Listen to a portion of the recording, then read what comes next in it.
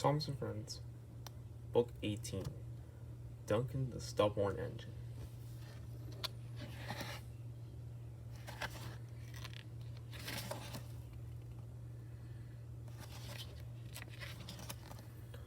This is a story about Duncan the narrow gauge engine.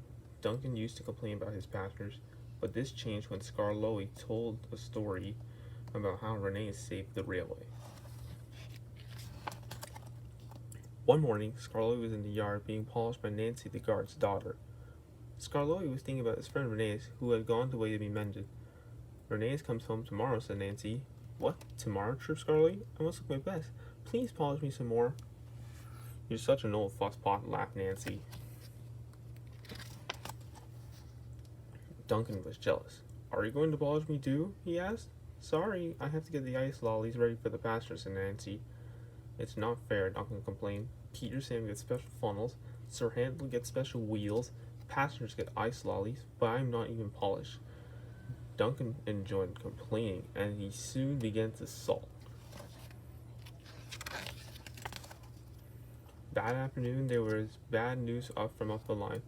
One of Skarloey's coaches has derailed, called Duncan's driver. We had to go there right away. Duncan took the workman to sort out the mess. All this extra work, he grumbled. It wears an engine out. The derailed coach was in the middle of the train, so Skarloey had gone to the top station with the front coaches. Duncan brought the rear coaches home. He soaked all the way back to the station. I get no rest, he muttered. He arrived back just in time for his own 4 o'clock train, but he was sulky and wouldn't move. Come on, we're keeping our passengers waiting, his driver reminded him. At last they set off. Shortly before the next station, they came to a viaduct and Duncan ground to a halt. I had enough. I'm staying here, he snapped, and he did too. Skarloey had to come down from the top station to haul Duncan and his train to the platform. The passengers were furious. They burst out of the train and told the drivers, the firemen, and the guard what a bad railway it was. Duncan was still sulky. Why should I have to work hard just to pull silly old passengers, he asked, but no one was listening to him. The thin controller was waiting for Duncan at the shed. If you won't carry passengers, you won't get polished, he said sternly. I'd rather not be polished. If it meant I didn't have to carry passengers, Duncan muttered to himself, but he didn't dare to say it loud enough for the thin controller to hear. I'm ashamed of you, Duncan, said Skarloey that night. You should think of your passengers, not yourself. Passengers are just nuisances. They're always complaining, replied Duncan. That's no way to talk, said Skarloey. We need passengers. No passengers means no trains, and no trains means no railway. I remember once Rheneas saved the railway because he cared about the passengers. Please tell us about it, said Peter Sam.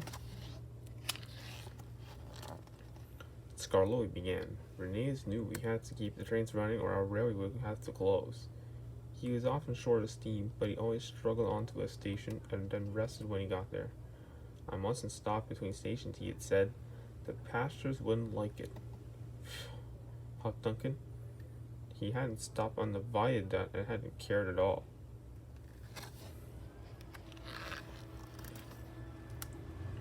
One wet and windy afternoon, Skarloey continued, when the rails were damp, Rheneas was traveling home with a full train.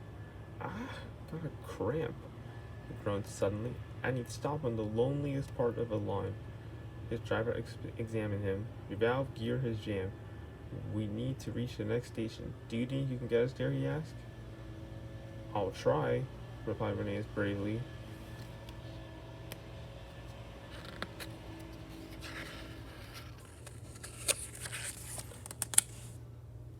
So the thin controller sanded the rails. Some passengers pushed from behind, and Rheneas began to jerk and began to move forward. I'll get there, or burst. I'll get there or burst, Rheneas muttered to himself, and he moved slowly along the track until he finally reached the station.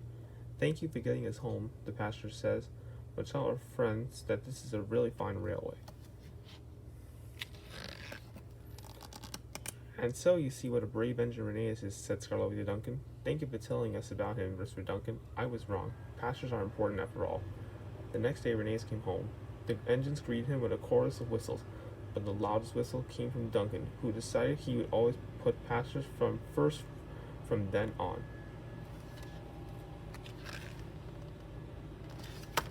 The end.